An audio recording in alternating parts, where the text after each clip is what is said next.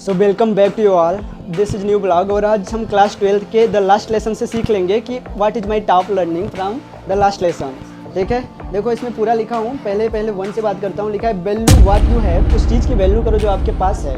यहाँ पे कुछ लिखा है we often realized the importance of sometimes only when we lost, appreciate what you have before it's gone. क्या बोल रहा है कि हमें तब किसी चीज़ का रियलाइज़ होता है जब वो हमारे पास से चला जाता है, इसलिए जो कुछ हमारे पास है उसको एप्रिसिएट करना चाहिए। यस, ये हमारे लाइफ में अच्छा है। जैसे फ्रांस का क्या है, फ्रांस का हमने वहाँ पे देखा कि वो सर की बात जो मिस्टर हेमेल थे वो कब समझ आया, लास्ट क्लास में समझ आया ना, लास्ट लेसन जब वो पढ़ा रहे थे तब समझ आया। उससे पहले भी वो टीचर थे, उससे पहले भी वो था, क्या बोलते हैं, वो लेसन था उनका, बट वो उतना अच्छे से नहीं पढ़ रहा था। जैसे उसे पता चलता है कि आज टीचर जाने वाले हैं, उस दिन सारी बात उसे समझ आ रही होती है। क्यों? क्योंकि वो रोज़ से पहले अच्छे से सुन रहा होता है, पढ़ रहा होता है। तो ये लिखा है यहाँ पे एप्रिसिएट व्हाट यू हैव, जो कुछ आपके पास है, हमारे पास है, उसकी एप्रिसिएट करना चाहिए, वैल्यू करना चाहिए, समझना चाहिए।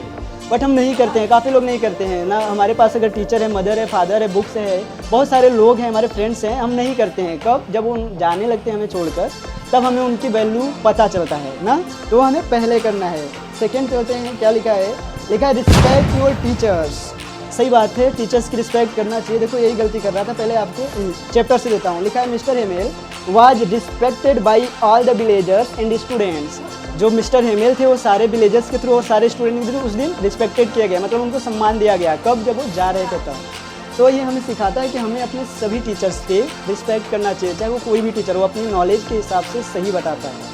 ठीक है, बट वो रिस्पेक्ट उस टाइम पे नहीं कर रहा था। देखो what is real meaning of respect. Real का रिस्पेक्ट मीनिंग यही है कि हम टीचर की बात को कितना सुनते हैं, समझते हैं, है ना, उनकी बात को कितना मानते हैं।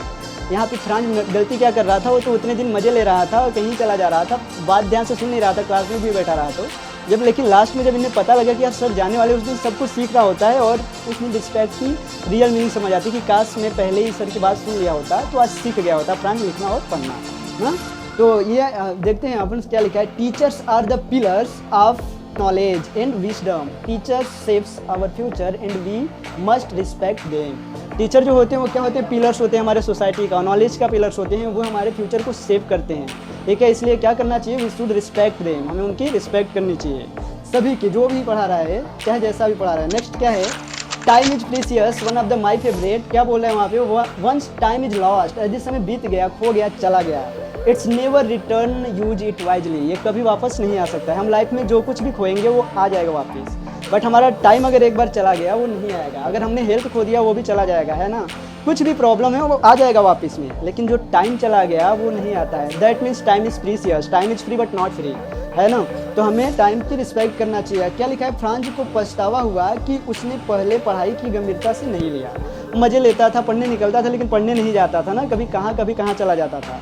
तो वैल्यू समझना पड़ेगा हमें। Time is most important things than money. पैसे से भी कोई इंपॉर्टेंट चीज़ है तो टाइम है। ठीक है, नेक्स्ट चलते हैं। क्या है? फोर्थ लिखा है don't take education for granted. Education को फॉर ग्रांटेड मत लो। ठीक है, वहाँ पे लिखा है education is most powerful weapons, you must can use it to change the world. मतलब क्या है? एजुकेशन जो हमारा है वो, हाँ, हम यूज कर सकते हैं संसार को बदलने के लिए, वो पावरफुल वेपन्स है, अपना हथियार है।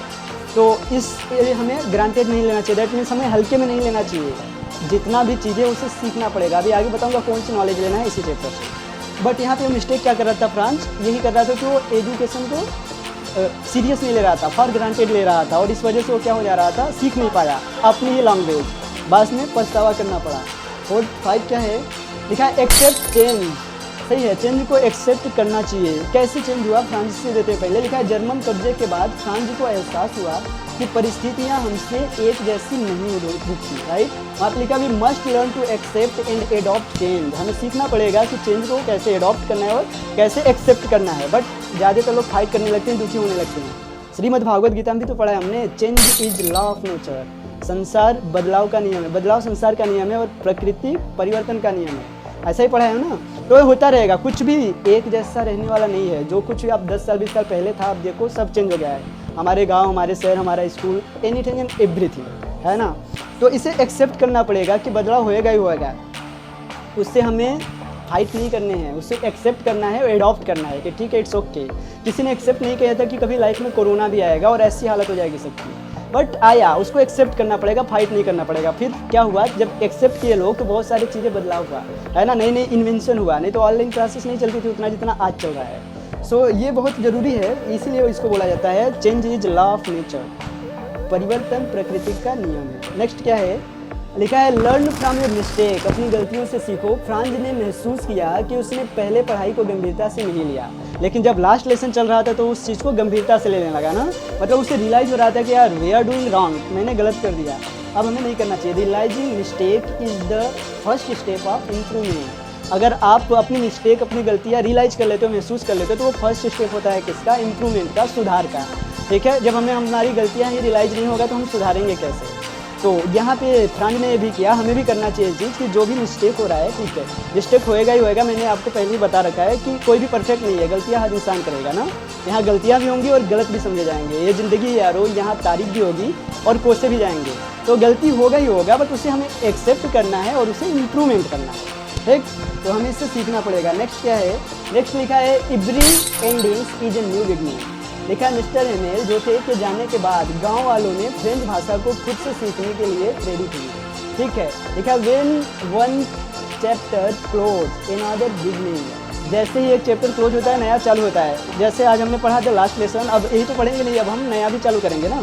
तो सच बात है, जैसे ही कोई लेसन लास्ट होता है वो फिर एक नई शुरुआत होती है। सेम हमारी लाइफ में भी होता है, अगर कुछ बाय नेचर या एक्सीडेंटली कुछ हो जाता है, हमारे सब कुछ खो देते हैं या किसी चीज़ का हमारे एंड हो जाता है, तो ऐसा नहीं कि एंड हो गया सब कुछ, नो, वो शुरुआत है, फिर से एक नई जर्नी चालू हो जाएगी। ठीक है, और लाइफ कहीं से भी शुरू हो जाएगी। कोई कुछ भी कर रहा था वो पूरा लॉस्ट हो गया। फॉर एग्जांपल कोई बड़ा बिजनेसमैन था, उसके दुकान में आग लग गया, कुछ भी हो गया, वो पूरा तरीके से लॉस्ट कर दिया।